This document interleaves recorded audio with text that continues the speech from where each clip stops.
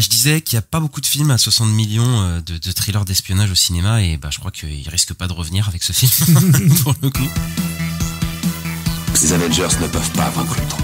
Pas seul. Oui, le professeur. Il n'y a pas de professeur ici. T'as de la poigne pour un tétard. Des clins d'œil à ma nana. Alors, certes, il y a eu des scènes de panique, Ta nana. certains préjugés. Et on descend avec le lapin blanc au fond du gouffre. Eastwood. Clint Eastwood. Qu'est-ce que c'est que ce nom à la mort moelle-l'œil? Sa vie dans une école. Pourquoi vous obstinez-vous à ne pas comprendre mon action ? Bienvenue dans ce nouvel épisode de LCDS. LCDS, c'est le format critique de la nuit des sorties où on analyse un film ou une série. Et pour ce faire, je suis comme d'habitude avec Al. Bonsoir Al. Bonsoir Ista, comment ça va? Ça va et toi? Ça va, on va parler d'espionnage. Toi, t'es un espion ou pas, Ista? Non, pas du tout. Et toi, t'es un espion? Ouais, mais c'est ce qu'un espion dirait.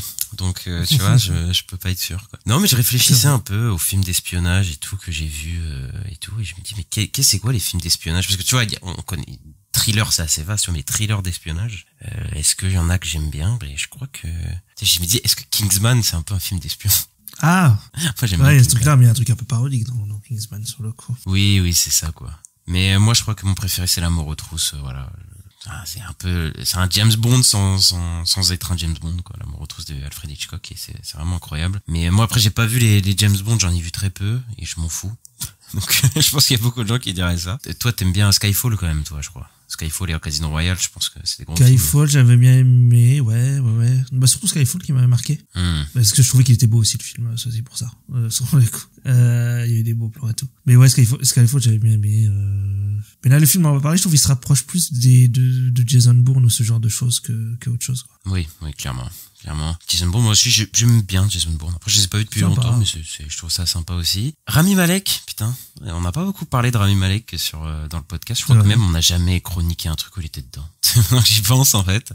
T'aimes bien l'acteur, en général, ou pas? Oui, enfin, il me dérange. Ah, dans Mr. Robot, j'aimais bien. Dans Mr. Robot, il était super, ça lui allait super bien, le rôle et tout. Après, il y a des rôles, des fois. En Freddie Mercury, bon, je suis pas convaincu. Voilà, désolé. En fait, c'est ça, je pense, qui est un peu, parce que tu sais, il y a des gens qui l'aiment pas, et je pense que c'est un peu ça. Je crois qu'a démarré le fait de pas aimer, et c'est vrai que Rami Malek dans Mr. Robot, les 2 saisons que j'ai vues, j'ai beaucoup aimé, mais parce qu'en plus le rôle lui allait bien et tout. Mais c'est vrai que dans le mec a eu l'Oscar du meilleur acteur pour Bohemian Rhapsody, tu te dis c'est pas possible, quoi, avec son dentier et tout.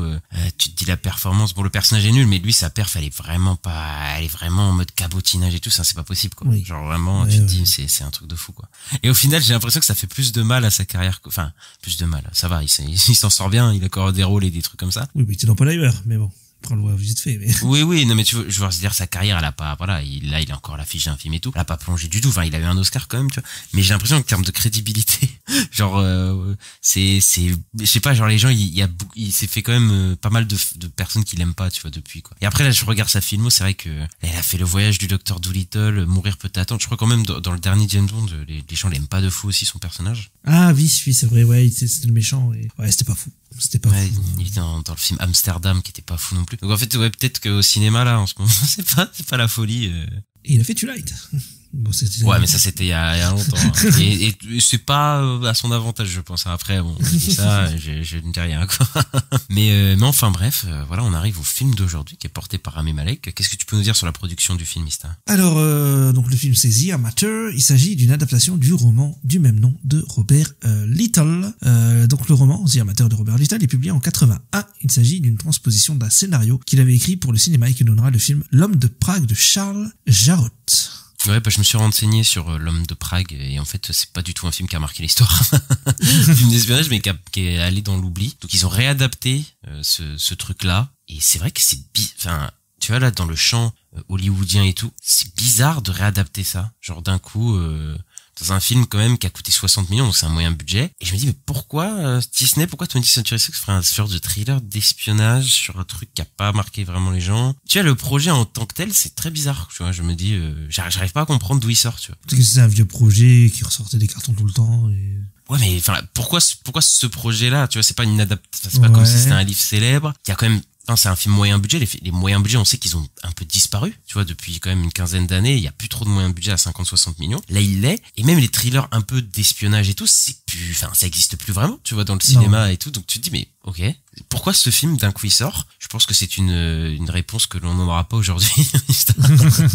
Ouais, c'est étonnant. C'est vrai que serait plus un film qu'on mettrait, je pense, sur les plateformes à l'heure actuelle. Oui, clairement. Parce qu'on en a beaucoup de ce genre de films sur les plateformes d'action, un peu d'espionnage, etc. Et genre les Jack Ryan et ce genre de choses là. C'est vrai que ça, genre de film, on en voit plus beaucoup au cinéma, ouais, effectivement. D'ailleurs, même Jason Bourne, je crois, ils veulent pas en faire un projet Netflix, on avait dit. Je sais plus, mais. Non, mais je crois que la saga de Jason Bourne, tu sais, elle est à vendre, non? C'est pas ça? Oui, il y a un délire, je sais plus. Elle est à vendre, donc peut-être ça finira sur Netflix, vu que si c'est Netflix qui rachète les droits, les trucs comme ça. Mais il y avait déjà un projet d'adaptation dans les années 2000, Ista, il me semble. Oui, il y avait un projet d'adaptation qui était évoqué dès 2006 avec Hugh Jackman dans le rôle principal. C'était là au moment où Hugh Jackman, il avait la grosse cote à ce niveau-là, tu vois. Bah après, je vois bien le film de vengeance avec Hugh Jackman qui devient vénère. Je vois un peu ce qu'il voulait faire, quoi, à l'époque, quoi. Donc The Amateur, c'est un film qui est réalisé par James Hawes et qui a travaillé notamment sur Doctor Who, sur Slow Horses et sur le film Une vie avec Anthony Hopkins qui était sorti l'année dernière, il me semble. Hein. Ouais. Alors par contre, James Hawes, je n'ai aucune idée de comment prononcer ce. Ouais, il y a un nom assez compliqué pour les francophones. Mais ouais, bah il a travaillé sur le reboot de 2005 de Doctor Who. Donc c'est lui qui avait fait les premiers épisodes que toi t'as vu, moi j'ai jamais vu Doctor Who, voilà. Slow Horses, c'est la série que nous on n'a pas regardé mais qu'on a entendu récemment. On dit putain, c'est déjà la 4e saison, on était en mode quoi? Qu'est-ce que c'est que ce truc? Avec Gary Oldman, ouais. C'est ça. Et j'ai vu Une vie, moi l'année dernière, et Une vie c'était un film, un genre de biopic sur un mec qui avait sauvé des juifs pendant la Seconde Guerre mondiale. Et c'était ni désagréable ni vraiment bien, c'était un film un peu académique, un peu biopic le film, tu vois, il y avait rien un peu qui te transposait. Enfin, j'ai pas trouvé ça fou, j'ai pas trouvé ça nul, mais juste voilà, c'était pas un intérêt particulier. Et il s'est retrouvé là-dessus, voilà, sur 20th Century Fox qui fait un film comme ça. Bon, on va passer à la critique, Ista. Bah oui, on peut y aller. Hein. C'est parti. Tout s'arrête ici. Non, je les veux tous. Tu la reconnais? Si tu cours très vite, tu pourras peut-être survivre à l'explosion. Attends! Charles Heller est cryptographe pour la CIA. Sa femme, Sarah, est tuée lors d'une attaque terroriste à Londres. Il va rapidement comprendre que ses supérieurs ne vont rien faire en raison de divergences internes. Charles décide alors de faire du chantage auprès de l'agence pour qu'elle le forme et le laisse poursuivre lui-même les meurtriers de sa femme. Rami Malek, Laurence Fishburne, Rachel Brosnahan, Catriona Balfe, John Bernthal, Michael Stolberg et Holt McCallany. Ista, tu connais la question, la traditionnelle question. Qu'est-ce que tu as pensé rapidement sommairement du film The Amateur? Tu as une formule juste avant qui est pas trop mal, je trouve. J'ai pas trouvé ça nul, mais j'ai pas trouvé ça ouf non plus. Alors, comment dire? C'est un film d'espionnage, on en a déjà vu 500 des comme ça, j'ai un peu l'impression, sur le coup. Après, il y a un truc un peu rigolo avec le personnage de Rami Malek où il sait pas tirer. Donc, il y a des vannes sur le côté un peu, il sait pas tirer avec son flingue, donc ça. C'est un peu drôle, moi ça m'a fait un peu rigoler. Le film est pas fou, par contre c'est ça, il y a un casting sympa. Il y a plein de gens, j'étais content de les revoir, tu vois, il y a beaucoup de gens qui viennent de séries que j'aime bien. Sur le coup, il y a une actrice de Paradise, il y a l'acteur de Mindhunter et tout, il y a Rachel Brosnahan qu'on va voir dans Superman et tout. Donc il y a plein de gens, j'étais un peu content de les voir, donc je me dis c'est sympa, John Bernthal et tout. Mais le film en lui-même, c'est pas fou quoi. Ça rencontre pas un truc incroyable, c'est un film d'espionnage assez basique je trouve au final. Et voilà, j'ai pas grand-chose à dire sur le film parce qu'en fait, je trouve qu'il y a pas, j'en sors pas avec grand-chose quoi. Je pense que le film à la fin de l'année, je l'oublie clairement. Ouais, je te rejoins. Je disais qu'il y a pas beaucoup de films à 60 millions de thrillers d'espionnage au cinéma et je crois qu'il risque pas de revenir avec ce film pour le coup. Là c'est pas nul, voilà, il y a pas mal de problèmes je trouve au film qu'on évoquera, mais c'est juste que c'est insipide en fait, et je pense que c'est en partie dû au fait que je pense que le réalisateur c'est un peu un mec de commande qui est pas très, voilà, qui a pas vraiment de personnalité quoi pour le coup, et je trouve ça un peu dommage parce que c'est un film qui a un budget moyen, comme je disais, qui c'est assez rare de voir des films comme ça. Ils peuvent se permettre des choses et en même temps, voilà, de pas prendre trop de risques, mais voilà, en même temps c'est un truc un peu original dans le sens où c'est pas une grosse IP, voilà, qui vont adapter ou quoi. Là voilà, on a un petit truc d'espionnage, ça aurait pu être bien, tu vois, mais c'est vrai qu'il y a quand même pas mal d'occasions manquées. Et pourtant, moi, j'aime bien la première partie du film, j'aime bien les 30 premières minutes, quoi. Mais je trouve qu'après, ça part dans un truc un peu banal de film de vengeance et tous les questionnements qui étaient intéressants sont un peu balayés. Et je trouve que le film manque clairement de tension, en fait. C'est ça un peu le problème du film, ça manque un peu de tension avec son personnage principal, quoi. Mais voilà, vas-y, on va attaquer le film. La première partie du film, moi je l'aime plutôt bien. C'est-à-dire qu'on a 30 premières minutes où il part pas tout de suite à la vengeance, aller tuer des mecs, mais en gros, on a Rami Malek qui perd sa femme et il va essayer de comprendre pourquoi. Et en fait, ça interroge beaucoup sur la surveillance aux États-Unis, qui est un sujet qui a été pas mal traité dans ces thrillers-là, mais sur les innocents qui sont tués au nom de la sécurité, tu sais, les opérations de la CIA qui sont faites sous le radar, qui créent beaucoup de dommages. Et c'est vrai que le film part comme ça, sur les 30 premières minutes, tu dis, putain, c'est toujours des sujets intéressants, je trouve, à aborder quand même, de jusqu'où on va pour la sécurité des gens. Est-ce qu'on tue des innocents? Est-ce qu'on laisse passer certaines affaires pour enfin voilà, il y a plein de trucs comme ça, quoi, qui sont assez sympas. Et je trouve que même le film est assez intelligent, en fait, au début, pour déjouer certains codes du film d'espionnage qu'on pourrait croire. Tu sais, au début, on le voit pirater des trucs et je me dis, oh putain, il va y avoir toute une séquence où il va pirater des trucs. Et en fait, non. Le mec, en une poignée de secondes, il peut identifier n'importe qui, tu vois. Genre, identifier n'importe qui, peut trouver n'importe qui avec son ordi, quoi. Et ça m'a assez surpris, tu vois.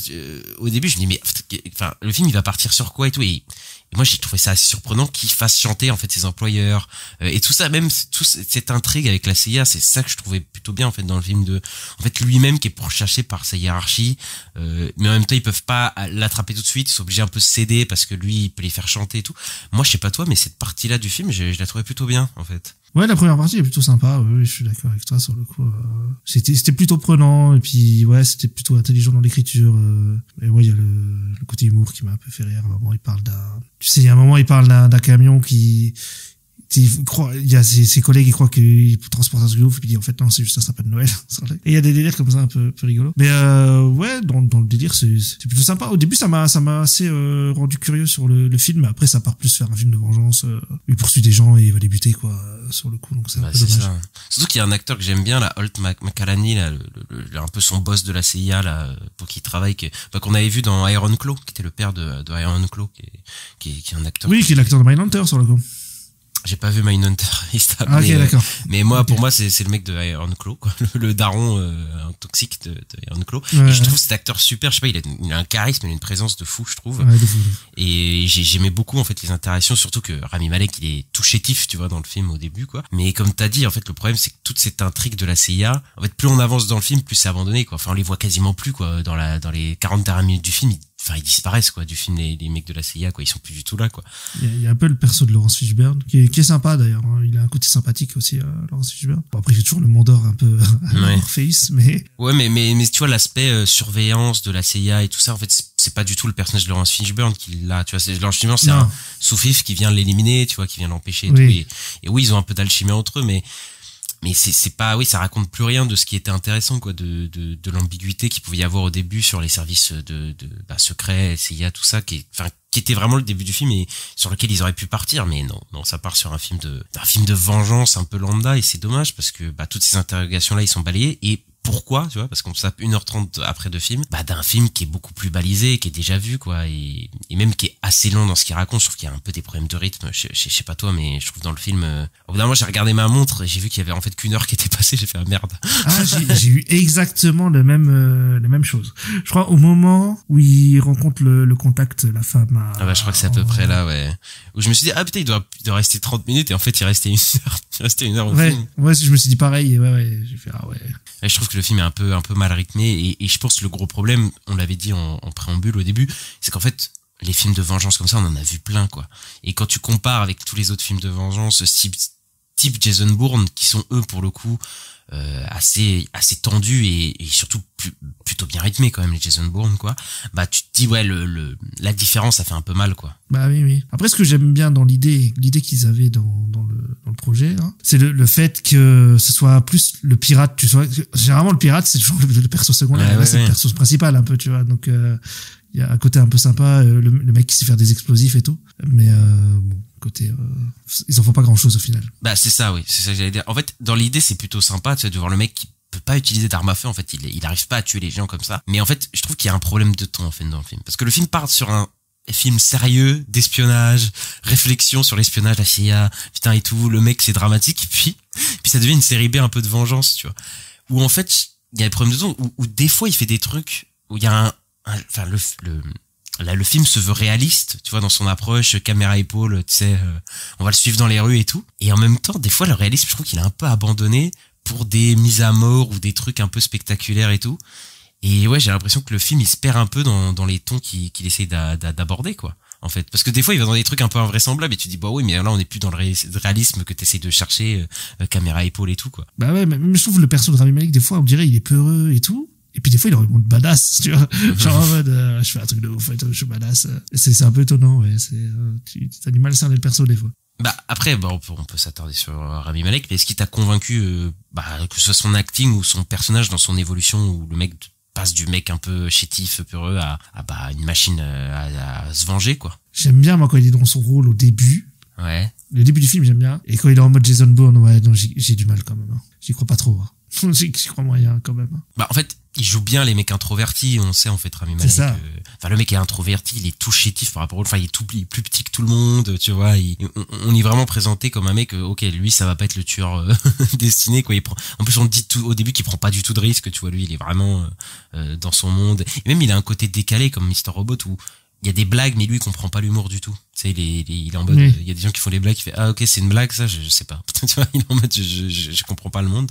Voilà, pour le coup. Mais voilà, il est dans un truc un peu particulier. Mais moi, c'est plus le parcours du personnage plus que l'acting, même si bon, les deux sont liés, mais, comme il a un parcours classique de la vengeance, en fait, du protagoniste pas doué, qui va se déshumaniser peu à peu, mais j'y crois pas trop à ce parcours. Enfin, je sais pas, j'ai l'impression que d'un coup, il passe, ça va trop vite, ouais, genre d'un coup il devient un tueur, quoi, vraiment froid, quoi. Je sais pas, peut-être c'est moi, mais c'est vraiment ça. L'entraînement à la CIA avec Laurence Fishburne, ouais. Enfin, dès qu'il est lâché dans les rues de Paris et qu'il va tuer quelqu'un, il est en mode, tu vois, il est prêt à les tuer, quoi, d'un coup, tu vois. Enfin, je sais pas, j'ai l'impression qu'il y a un problème dans la progression dramatique de ce personnage, quoi. C'est bizarre parce que on dirait il fait quand même des pièges, tu vois, un peu malin et tout. On dirait il veut pas tuer les gens. Enfin, je sais pas comment dire, il y a un truc bizarre, il y a un truc étonnant. En fait, je pense qu'il essaie de travailler le fait qu'il c'est pas un mec qui tue de sang-froid, quoi. Tu vois, c'est un mec qui réfléchit à ses pièges et tout. Mais je sais pas, en fait, je sais pas si c'est le jeu ou le personnage, mais des fois, il a des moments où il est hyper froid d'un coup et des moments où il doute. Et tu te dis, mais attends, mais ça contredit un peu la scène d'avant où il était sûr de lui. Enfin, c'est un peu spécial, quoi. Et même, le truc que je comprends le moins, c'est la fin. Enfin, je comprends pas le choix que le personnage fait à la fin. Genre sur la dernière personne. Tu vois, je me dis, mais attends, il a fait tout ça. Il est devenu, qui il est, tu vois, un personnage assez froid et tout. Et à la fin, il fait un choix pour la dernière personne qu'il confronte, que moi, je me dis, mais pourquoi?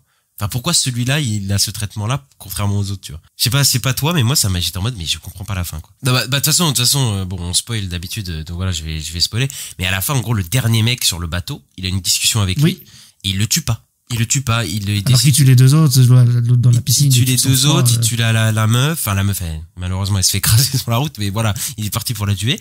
Et lui, il se fait embarquer par la police et tout. Et là, il se met du côté de l'ordre, de l'ordre de la sphère du service de la justice, quoi. Tu vois, alors que le mec est parti en full vengeance depuis le début. Tu te dis, mais ça n'a aucun sens avec l'évolution de son personnage. Enfin, moi, en tout cas, ça m'a marqué. J'étais en mode, mais c'est un peu con, quoi. Enfin, c'est un peu bizarre. Non, mais surtout que celui qui tue dans la piscine, là, je veux dire, à quel moment tu te dis pas, c'est sûr qu'il allait mourir, le mec, non, mais c'est ça que je comprends pas, c'est que les deux autres, il les a clairement tués. Il savait qu'il allait les tuer, quoi. Genre, il y avait pas de doute, quoi.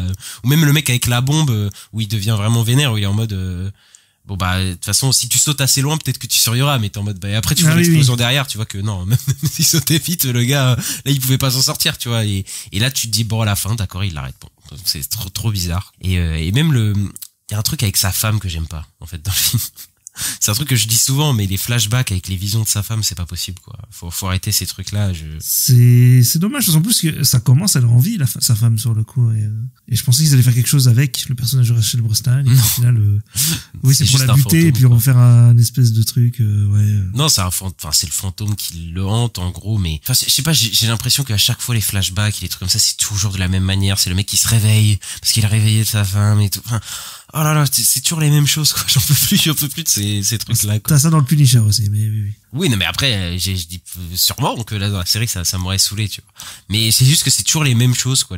C'est marrant parce qu'il y a John Bernthal, en plus, dans Enfin, bref, après, on a des scènes de combat, quoi, des scènes d'action. Moi, je trouve que les scènes baston et de course-poursuite, elles sont pas fous. Vraiment, les scènes caméra épaule tremblante avec des charcutés, avec Laurence Fishburne qui court après derrière lui. Celles-là, je les trouve vraiment pas folles pour le coup, quoi. Elles sont basiques en fait. C'est même pas que sont pas folles, c'est juste qu'elles sont. Ça marche, tu vois. Tu comprends ce qui se passe. Mais en fait, c'est qu'il y a rien de spécial, quoi. C'est ça qui, le problème, c'est que ça manque de personnalité, ça manque d'un truc qui détonne pour le coup, quoi. Et comme j'ai dit, l'idée du mec qui tue pas aussi avec des flingues et qui trouve d'autres moyens, là, franchement, le film aurait pu être beaucoup plus fun s'il s'amusait beaucoup plus avec ça, quoi. Et je trouve que c'est un peu dommage parce qu'il y a vraiment moyen de faire quelque chose de cool et c'est à moitié bien. Je trouve que celle de la piscine, je la trouve cool, tu vois, pour le coup, je trouve que ça ils ont fait beaucoup de promos là-dessus, hein, sur cette. Ouais, sur la piscine qui craque et tout. Le money shot, quoi. Ouais, ça, je trouve que ça marche plutôt bien, mais en fait, la plupart du temps, il y a un problème, c'est que les morts dans le film sont hors champ, quoi. Vraiment hors champ, quoi. Et je pense que c'est PG-13, tu vois, je pense qu'il voulait pas dépasser, mais je trouve que là, vraiment, il y a un problème, quoi. Dès le début, dès la mort de sa femme, quoi. Il y a la mort de sa femme, mais elle est montrée, elle est pas montrée, en fait, la mort de sa femme. Elle est déjà montrée. Ouais. Il y a même pas, tu sais, je me suis dit, ils peuvent jouer avec le montage, c'est au moment où la balle est tirée, ils gardent le bruit, mais, tu sais, ils montrent pas la femme mourir, ils montrent juste le visage de Rami Malek. Même pas, ils montrent ça, tu vois. Ils montrent vraiment rien du tout, quoi. C'est hyper propre, quoi. Et je trouve que c'est dommage parce que, ouais, ils auraient pu faire un truc avec le montage et pour que c'est un peu d'impact. Là, je trouve que il y a un manque de viscéralité, je dirais. Tu vois, dans les morts et dans les trucs, ça aurait pu être vraiment, vraiment mieux fait, quoi. Et sinon, où ça m'a posé problème, c'est qu'au début, j'ai pas cru, tu vois. Faites-nous confiance et tout. Je me suis dit, mais elle est peut-être pas morte. En fait, si. Oui, en vrai, c'est vrai qu'ils auraient pu jouer le truc de elle revient, mais ça aurait été horrible. Ouais, non, en fait, elle est pas morte, ta femme, et en fait, bref, ça aurait été chiant. Mais oui, en fait, c'est un manque de viscéralité, en fait, dans ces morts-là, et je pense que la seule qui est kiffante, c'est vraiment celle de la piscine, quoi. Parce que c'est là où il y a un vrai build-up, où, tu vois les craquements sur la piscine, et tu sais que ça va tomber, et puis c'est vrai que le fait qu'il tombe, tu sais pas combien de étage et tout, ça marche plutôt bien, quoi. Mais sinon, le reste, c'est assez plat, quoi. En fait, au final, ça va pas assez dedans, quoi. C'est pas assez dérangeant, même, tu vois. Le film aurait pu avoir un côté un peu dérangeant et tout, un peu sale, et je trouve que ça l'a pas vraiment, Ah non, t'as rien du tout ça. Et comme on l'a dit, la mise en scène, elle est trop académique, quoi. Le gars, il sait pas gérer la tension.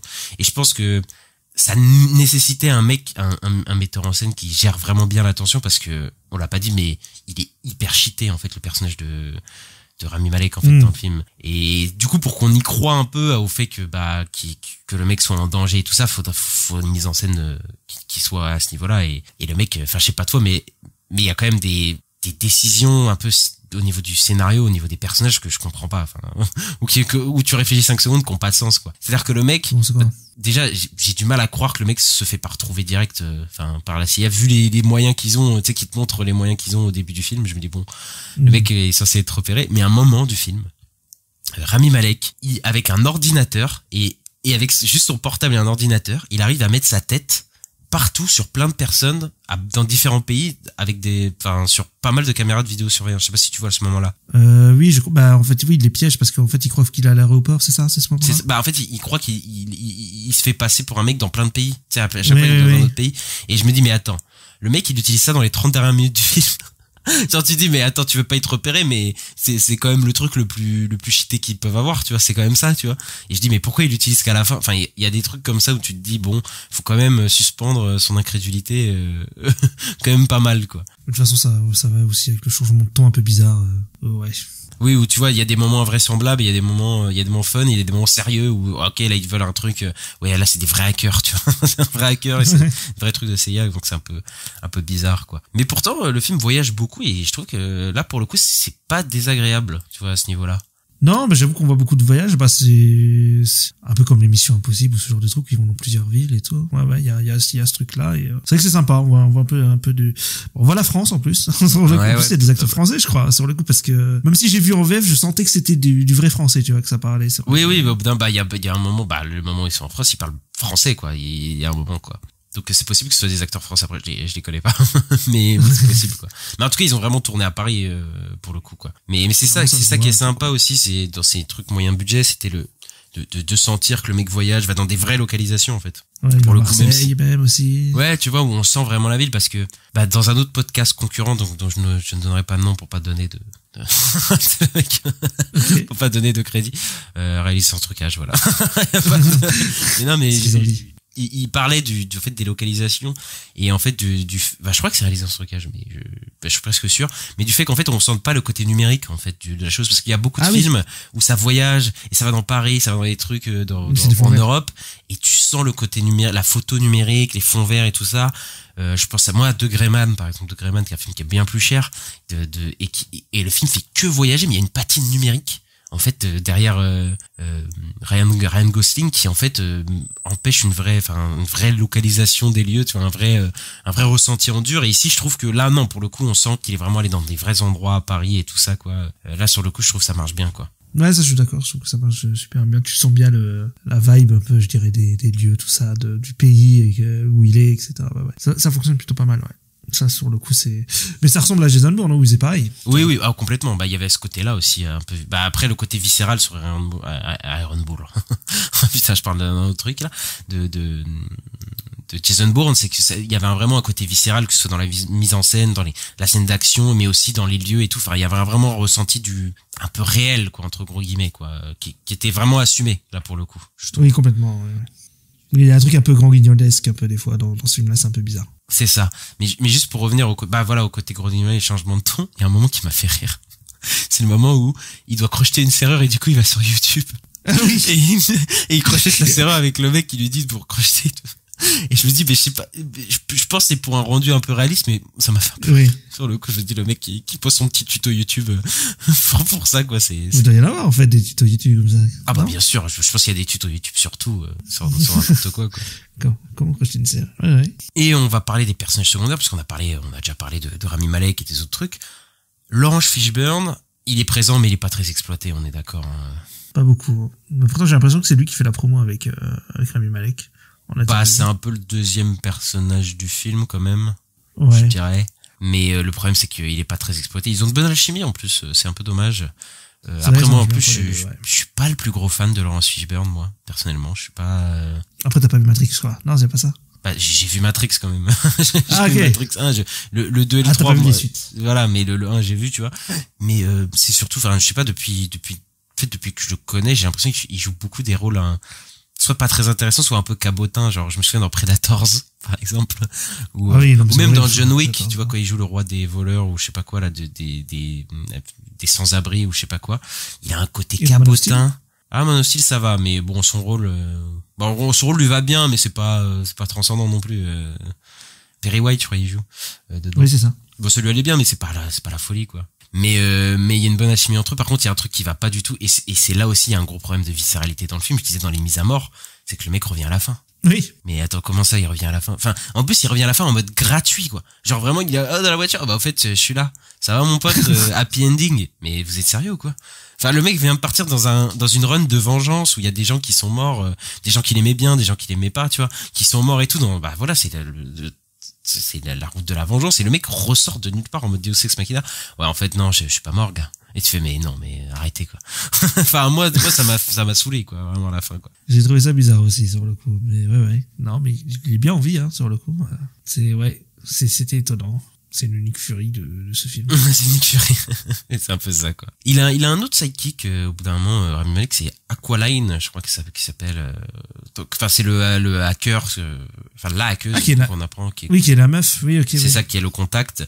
Et en fait, c'est peut-être un des meilleurs personnages du film, en fait, au final, je trouve, parce que j'aime bien leur relation, et je trouve que, comme ils ont perdu quelqu'un tous les deux, parce on apprend qu'elle a perdu son mari, il y a un moment, et qui était espionne et tout. Je trouve qu'il y a une vraie complicité un peu, enfin, je sais pas, j'ai l'impression qu'ils se comprennent un peu, tu vois, dans ce truc-là. Et il y a ce moment un peu tendre que j'aime bien où elle veut juste dormir avec lui parce que, ça fait sûrement longtemps qu'elle est un peu seule, et lui, il comprend qu'elle se sente seule parce que lui aussi, il a perdu quelqu'un, et du coup, je trouve qu'il y a des petits moments comme ça qui est assez sympa. Bon, malheureusement, ça dure 2 secondes, la scène là. Oui, mais ça dure 2. Mais tu vois, c'est des petits moments où je me dis, là, il y a un petit peu quelque chose et tout, et bon, elle décède un peu trop rapidement après, mais pour le coup, je me dis, c'est le seul personnage où ça va, tu vois. Je trouve que c'est pas celui qui est délaissé comme Laurence Fishburne. Il y avait un truc, oui, en plus, on te l'introduit dès le début avec, il parle avec ce personnage-là par l'intermédiaire de l'ordinateur. Sur le coup, c'est une personne qu'on connaît pas et tout. Et il parle la rencontrer en vrai, ouais. Mais sur le coup, il avait raison sur que c'était un homme de 50 ans à la base. oui, c'est vrai. Mais du coup, c'est elle qui a repris le truc. Donc du coup, voilà quoi. On avait dit le personnage de Holt McCallany. Bon voilà, c'est dommage, c'est abandonné. Il y a toute une intrigue avec sa supérieure et tout, mais c'est bazardé aussi, ça comme pas possible. Et à la fin, on a un vieux montage où on les voit juste se faire arrêter. Et tu fais ouais, mais c'est ce film-là que j'aurais aimé voir pour le coup. C'est un peu dommage quoi. Et alors le niveau de non-exploitage d'acteurs, je pense que là c'est revenu à Monsieur Punisher. Hein, je suis désolé, mais là tu peux pas me faire ça avec John Bernthal. Là c'est chaud. J'avoue. Il a 2 scènes. Hein. Il a deux ou 3 scènes, c'est fini quoi. Ouais, on voit pratiquement pas, je crois. Hein. C'est pas le coup. Ouais. En plus au début tu le vois et tu te dis ah putain c'est le mec, il est cool, tu vois, l'espion cool et tout. Et après tu le revois plus de tout le film et à la fin il revient dans une scène et tu fais ok, qu'est-ce qu'il fout là? Et il lui dit ouais, fais attention à toi et tout. Et après il se barre et tu fais ok.